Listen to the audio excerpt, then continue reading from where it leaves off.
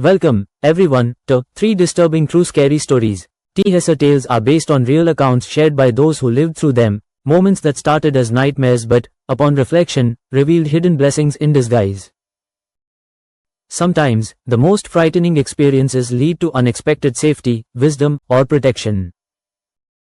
We'll dive deep into each one, exploring the details, the fear, and ultimately, the silver linings that emerged. Sit back, listen closely, and remember, even in the darkness, there can be light. Let's begin. Story 1. The Summoned Shadow. This is going to sound weird, but bear with me. When I was in high school, there was this kid who told everyone he was a demon.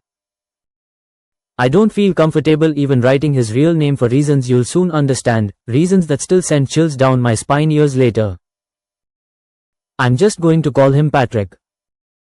Even though his actual name sounded like something straight out of a Shakespeare play, all dramatic and archaic. He was extremely socially awkward, the kind of kid who walked around with this super empty stare that made even the teachers uncomfortable. You'd catch him just staring, like he was looking right through you into some other world. He wore the same blank grey hoodie literally every single day, I'm not exaggerating. I'm pretty sure he never washed it, because he always smelled terrible, this musty, unwashed odor that followed him like a cloud. He was decently short and pretty average looking, although you wouldn't really be able to tell since he always had his hood pulled up tight over his head. And the sunglasses? He never took them off, even inside the classroom under those harsh fluorescent lights. Teachers eventually stopped asking him to remove them because he would just ignore them anyway, like their words didn't even register in his reality. Now, here's where things get really weird. Patrick didn't have any friends, at least, not in the traditional sense. But he had this bizarre tendency to adopt people.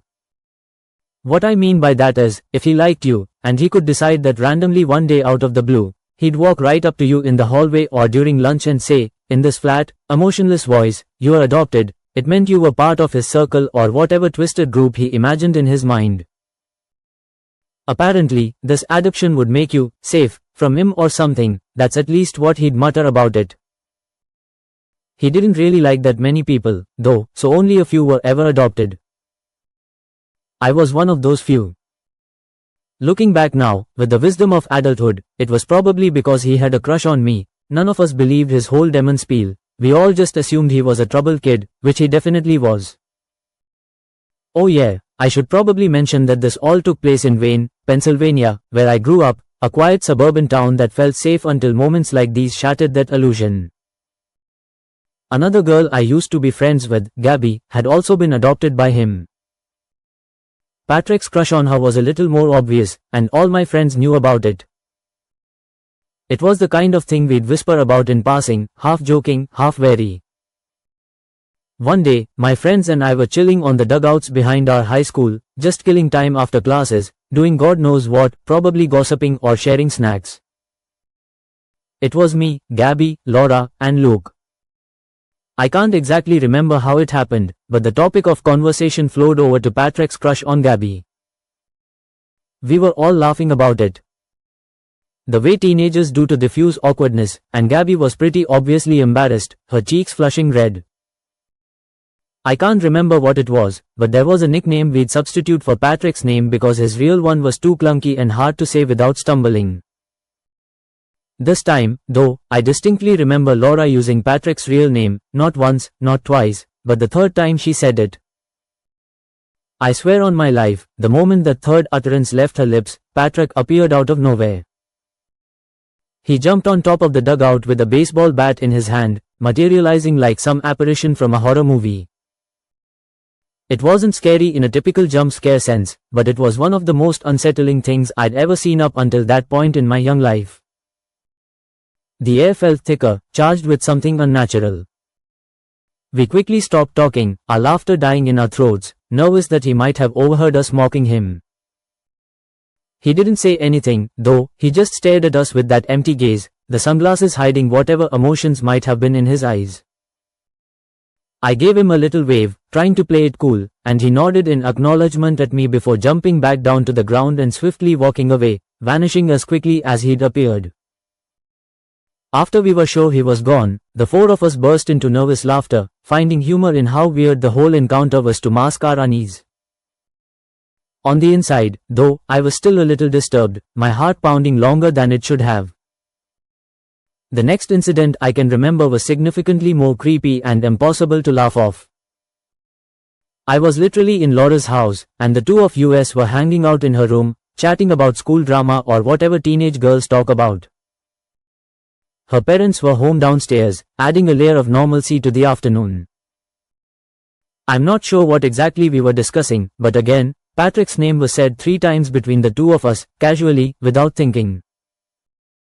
Not 10 minutes later, we heard Laura's front door slam shut with a forceful bang that echoed through the house. Confused, we went downstairs to see if one of our other friends had decided to pull up unannounced. Laura was friends with everyone, and her parents were super chill, so people came and went without knocking all the time. But Laura's mom had beaten us to the door. We turned the corner into the living room and stared in shock at Patrick, who was just standing there in the entryway, talking to Laura's mom as if it were the most normal thing in the world.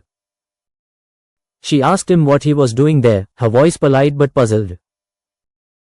To which he literally replied, in that same flat tone, I was summoned. Laura's mom made some small talk with him, probably out of sheer awkwardness, before politely asking him to leave, which he silently did, turning and walking out without another word. The reason more alarm bells weren't going off was because Laura's mom actually knew Patrick from around town and pitied him, seeing him as just a lost soul. But Laura and I weren't as calm about the situation. As we walked back up the stairs, we talked to each other with horrified faces about how creepy that was, our voices hushed as if he might still hear us. A few minutes later, we made the connection between the two events. He seemed to pop up whenever his name was uttered 3 times. I know how ridiculous this sounds. Like something out of Beetlejuice or a urban legend, but we had both witnessed 2 unexplainable events, and we knew Patrick's history of claiming to be a demon. How else could we rationalize what had taken place? We told all of our friends about the incident the next day, and our friend group swore to never say his name 3 times in one conversation again, treating it like a forbidden ritual. Things were going well for a few months after that, and I started to think that maybe I had overreacted, that it was all coincidence amplified by teenage imagination. That is, until one day when my same group of friends were hanging out at my other friend Johnny's house. We were chilling on his back deck, enjoying the warm weather, when the topic of conversation again found itself concerning Patrick, despite our pact. Despite all of our efforts to convince him, Johnny refused to believe what we told him about Patrick. Even after confirming the story with the entire group, he was still skeptical, rolling his eyes at our warnings. To display his disbelief, he jokingly used Patrick's name 3 times in the same sentence, taunting us with a grin. To our dismay, when nothing happened immediately, he grinned wider and told us we were stupid to believe something so ridiculous.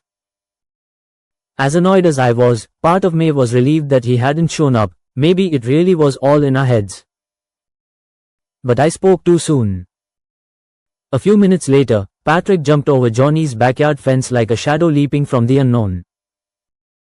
Johnny noticed him first and stopped speaking mid-sentence, his face draining of color. The rest of us followed suit and went dead silent, nervous about what Patrick might do this time, our hearts racing in unison. We watched as he stared at us for a few long, agonizing seconds before jumping back over the fence and disappearing out of sight, leaving us in stunned silence. Johnny started freaking out, his skepticism shattered, and accused us of conspiring with Patrick to scare him. We told him that we literally begged him not to say anything, our voices firm but shaken. We sat in silence for a while, the fun atmosphere ruined, before Johnny eventually told us all to go home, clearly shaken from the experience. He didn't talk about it much after that, but we all knew it had changed him. The last experience I had concerning Patrick was definitely the scariest and most disturbing. It was the only one where I felt like my life might have actually been in danger. A few months after the incident at Johnny's house, I was home alone one night. My parents rarely left the house back then, so this was a rare occurrence, a chance for some independence. I decided to take advantage of the situation and invited a boy over whom I'd been talking to. He was kind of a tool, but so were most of the guys I was talking to at that age, immature and full of bravado. We were hanging out in my room, listening to music, and it was lightly raining outside, the kind of drizzle that patters softly on the windows. After a while, he mentioned something about Patrick, which made me visibly cringe, my body tensing up. He got confused, so I explained the whole situation to him, the adoptions, the summonings, the creepy appearances. He burst out laughing, thinking it was hilarious, and told me he was going to say Patrick's name to scare me, like it was a joke. I begged him not to, my voice pleading, but he did it anyway. Only this time, he didn't just say it, he literally screamed Patrick's name 3 times at the top of his lungs, his voice echoing through the empty house. There was no delay this time. The moment he finished yelling, I could hear the rain instantly pick up outside, turning from a gentle drizzle to a torrential downpour. A few seconds later, there was a flash of lightning that lit up the room, followed by a crack of thunder that shook the windows. I started to freak out, my breath coming in short gasps. The guy the first was with actually seemed sorry now, his laughter gone, and told me it was probably just an extremely unlikely coincidence. I cursed him out, my fear turning to anger, and ran to my window to look at the storm raging outside. I glanced down to look at my driveway and screamed when I saw a silhouette of a person standing there, looking up at my window. It was too dark and stormy to know for sure, but I was 99% certain that it was Patrick, his short stature, the hood pulled up. I shut the blinds with trembling hands and rushed downstairs to make sure all the doors were locked, my feet pounding on the stairs. After locking the back door, I peeked out another window and saw that person again, only this time he was standing motionlessly in my front yard, rain pouring down around him. I felt a panic attack coming on, my chest tightening, and I knew in my gut that Patrick was going to find a way inside my house. In my desperation, I started screaming, "I'm adopted," over and over again, hoping that would do something, appeal to whatever twisted code he had. I know there was no way he'd have been able to hear me over the storm, but my brain was all over the place at that point, logic thrown out the window. The guy the first was with ran down the stairs a few seconds later and picked me up off the kitchen floor, where I'd collapsed in fear. In an attempt to comfort me, I looked out the window again, and he was gone, the silhouette vanished into the night. The storm was still coming down like crazy, though, but it's not like I was going to search the property anyway, I was too terrified. The next morning, after that guy had left, I went out to inspect my yard, the sun shining as if nothing had happened. To my horror, I found something sinister in the far corner of my backyard. It was Patrick's hoodie, soaked and muddy, and wrapped inside of it were a couple random belongings of mine that I assumed I'd lost, small things like a bracelet or a keychain. My parents were gone another day, and I was too scared to call the police right then. I figured I'd show my parents what I had found after school the next day, and they'd take it from there. But I never had to. The next day, Patrick didn't show up to school. He didn't show up the day after that, either. None of us ever saw him again, and no one knew what happened to him, no rumors, no news, just gone. My parents still live in the same house, which is something I think about a lot, wondering if he's out there somewhere. I know this isn't your typical scary story, but I'm not sure where else to vent about this. A few people from school told me they caught Patrick hiding and eavesdropping on their conversations, which could explain how he was able to show up out of nowhere so often. As I've grown older and thought back on the whole thing, I think what makes the most sense is that Patrick was just a mentally ill stalker who followed me and possibly other girls around, hence why he was always able to appear when his name was brought up. It skeeves me out just imagining him following me all over the place, listening in on my life. But looking back now, with the perspective of time, I see a hidden blessing in it all. Patrick's sudden disappearance, as mysterious as it was, removed a dangerous presence from our lives. It protected me and my friends from whatever escalation might have come next. It taught us to trust our instincts about people who seem off, and it bonded our group in a way that lasted through high school. In a strange way, that fear became a blessing. It made me more aware, more cautious, and ultimately safer. Story 2. The snowy ambush avoided today. I'm from Denver, and this happened a few years ago. My friend Mike and I were heading to a dinner party one snowy Saturday evening, the kind of night where the flakes fall thick and beautiful but turn everything slippery and unpredictable. We decided to stop at a liquor store before heading to the party. It was honestly a pretty annoying detour with the snow coming down, but we didn't want to show up completely empty-handed, feeling like bad guests. We picked out some local craft beers and a bottle of whiskey, chatting about the party ahead, and made our way back to the car. I remember the snow started to pick up around then, but it was nothing we weren't used to as Coloradans. Winter driving is part of life here. Mike ran back into the liquor store to grab a pack of Zuns, his latest nicotine fixation, leaving me waiting in the car. I remember being annoyed about that because I was the one driving, and I didn't have the best car for snow. The tires were a bit worn, and it slipped easily on ice. After a few minutes, he emerged from the liquor store and hopped in the car, grinning like nothing was wrong. I immediately pulled out of the parking lot, and we were back on our way, the wipers swishing rhythmically against the windshield. The snow was falling even heavier now, covering the roads in a thick blanket of white that muffled the world outside. The drive to the party was supposed to be straightforward, about 20 to 30 minutes through familiar suburban neighborhoods, streetlights casting glowing halos in the flurry. But things in my life are never as easy as they seem. The snowstorm had other plans, turning what was supposed to be a relaxing route into a treacherous journey. Let me just say, I'm not a great driver as is, and the car slipping every 10 seconds didn't help matters, my hands gripping the wheel tighter with each skid. After a tense few minutes driving uphill, the tires struggling for traction, I turned a corner and was met with a sight no one ever wants to see, especially on a dark, stormy night. In the middle of the street was a stopped car, its hazards flashing ominously, cutting through the falling snow like distress signals from a ship lost at sea. Both the driver's and passenger side doors were wide open, swinging slightly in the wind, no one in sight. I was tempted to just drive around it and continue on my merry way. Judge me if you want, but I'm not your typical Good Samaritan. I've been through way too much BS in my life that has ultimately resulted in a deep distrust of strangers. I typically default to minding my own business. But Mike instructed me to stop, his voice insistent. I told him we were late, trying to brush it off, but he urged me to pull over with a concerned voice, his eyes fixed on the abandoned vehicle. Mike had gotten me into trouble before with his childlike curiosity, always wanting to explore or help, but this felt different. Someone could genuinely be in trouble, hurt or stranded in the cold. Reluctantly, I stopped the car a safe distance away, and the two of us sat in motionless silence for a few seconds, the engine idling, hazards clicking in sync with the other cars. Mike asked if we should check it out, which I told him was what we were doing, observing from afar. He rolled his eyes and told me watching the car through the windshield wasn't going to accomplish anything. He was kind of right, but I really didn't want to get out of the car, nervous about the situation, my gut twisting with unease. I asked him if he'd just wait a few more minutes, which he reluctantly agreed to.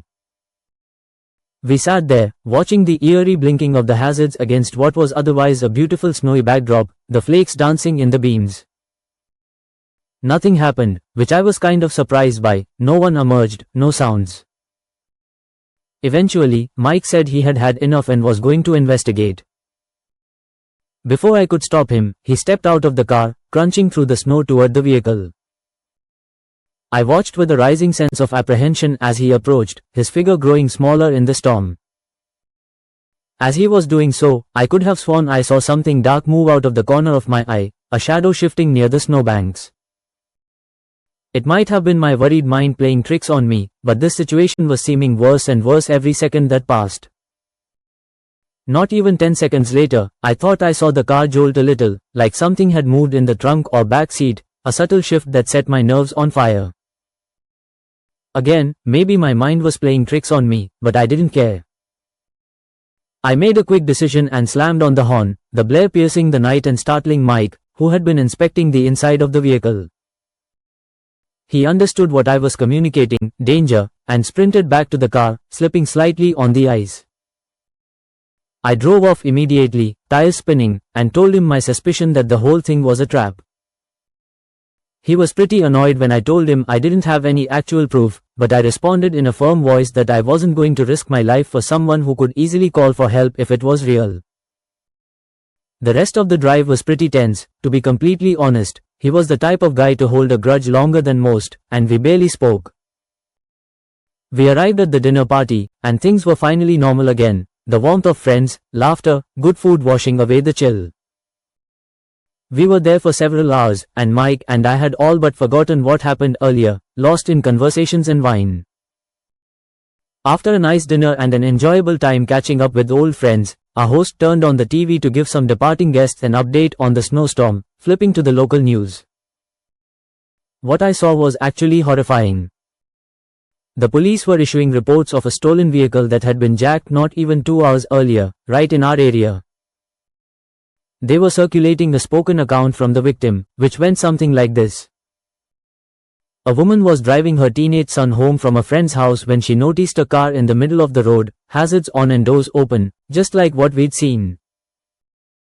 The two approached the car to see if someone was in distress, and as they did, 2 men sprung out from behind a snowbank, and another emerged from the trunk of the vehicle. They held the woman at gunpoint and forced her to turn over her keys. They promptly sped off with the stolen car, along with the one that had been used in the trap. I stared at Mike with a look of pure fear. That could have been us. The two of us told the rest of the party what happened earlier, and that quickly put a damper on the general atmosphere, but people were eating the story up, amazed at our close call. The worst thing about this experience is that I'm even more distrusting of strangers than I previously was. I often think about how many people I would have otherwise helped out in a time of need had I not experienced such a meticulous trap. Yet, in hindsight, that night was a profound blessing. My intuition, honed from past experiences, saved us from what could have been a violent, life-altering encounter. It reinforced the importance of listening to that inner voice, and it deepened my bond with Mike. We laughed about it later, grateful for each other. That distrust? It's protected me in ways I can't count, turning potential harm into avoided disaster. A scary moment, but a blessing nonetheless. Story 3. Whispers in the Night. The series of events I'm about to recount happened over 30 years ago, during my early childhood. Forgive me if some details are shaky, but I'll try to remember as much as possible. Time has a way of blurring edges, but the core emotions remain vivid. I was around 10 years old, a curious kid navigating a big world. My extended family was massive. At that age, it was hard for me to remember the faces of all my relatives, let alone their names. At every family gathering, I was introduced to someone whose face I didn't recognize, even though they all seemed to recognize me, hugging me like long-lost kin. My dad was one of 9 children, so I had 8 sets of aunts and uncles on his side alone, a sprawling network of cousins, stories, and chaos. My grandparents on my dad's side were extremely well off and had a massive beachfront property, communal among my dad and his siblings. I don't know its exact dimensions, but I'm pretty sure it could sleep over 30 people comfortably, with rooms spilling out onto verandas overlooking the ocean. Because of this, my family would often spend entire chunks of the summer down there, the sound of waves a constant backdrop. Both my parents had jobs that allowed them to either work remotely or spend a lot of time away from their offices, so summers were filled with sand, sun, and family. My dad's siblings and their kids would do the same, turning the place into a lively hub. There was rarely a time when it was just our immediate family at the beach house. It was always bustling with laughter, games, and the occasional argument. I got along with all my cousins and preferred spending time at the beach house rather than at home, since I was closer with some of my cousins than any of my hometown friends. We built sandcastles, swam until our fingers pruned, and shared secrets under the stars. I liked a lot of my aunts and uncles too. They were the adults who made the magic happen. My favorite by far was Uncle Joseph, who was the father of my cousin Brandon. Brandon was honestly kind of antisocial and we didn't really play that much together, preferring his books to our games. But Uncle Joseph was awesome. He'd never failed to brighten my mood or make me laugh with his silly jokes and warm hugs. In addition to being great with kids, he was a licensed therapist and psychiatrist, someone who understood feelings in a way that felt magical to a child. He was often who I'd turn to in times of need, confiding my small worries. There's a decent chance he knew more about me than my parents did. I confided in him regularly, and there was nothing I was uncomfortable divulging, his kind eyes making me feel safe. Anyway, that summer, I began having tremendously graphic and disturbing nightmares.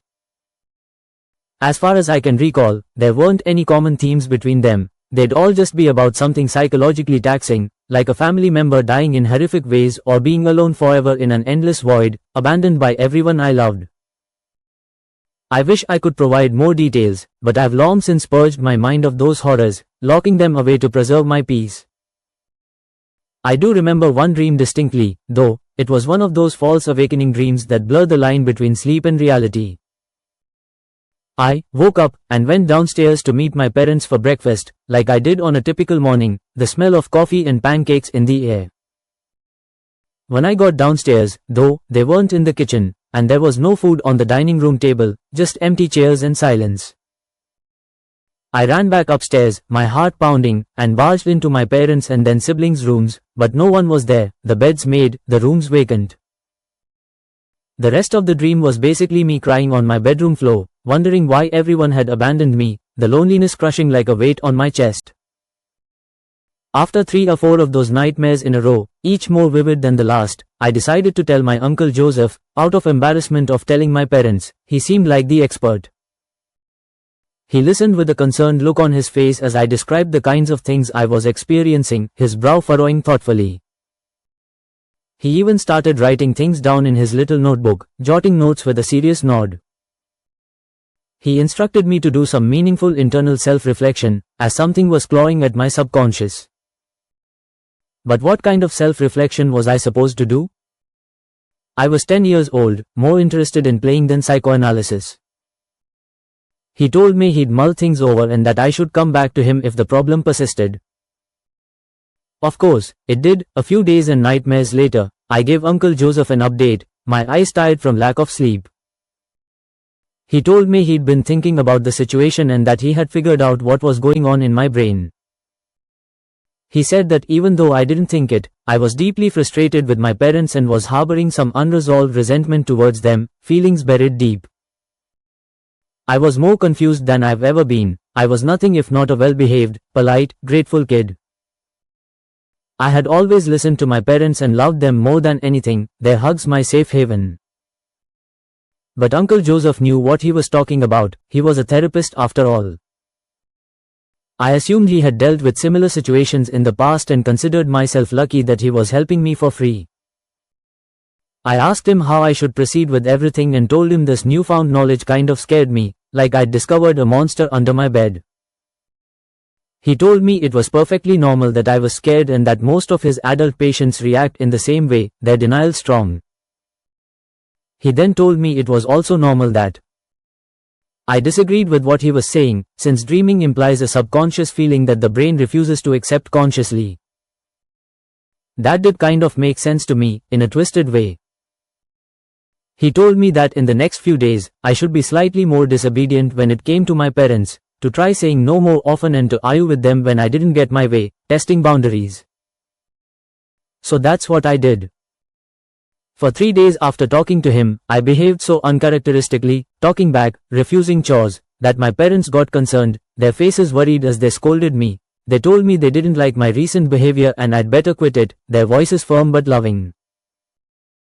It killed me to do that to them, guilt gnawing at me, but I couldn't stand having nightmares literally every night. My 10-year-old self would have done anything to put an end to those night terrors, even if it meant hurting the people I loved.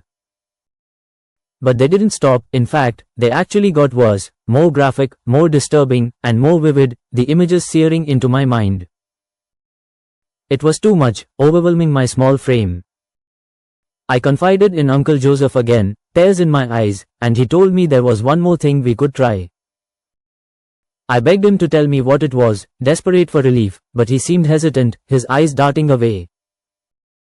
After a few minutes of pleading, he revealed what the thing was. He said my brain was too mature for my young body and that I needed to set it free, Obviously, I had no idea what he meant by that. It sounded abstract, almost poetic.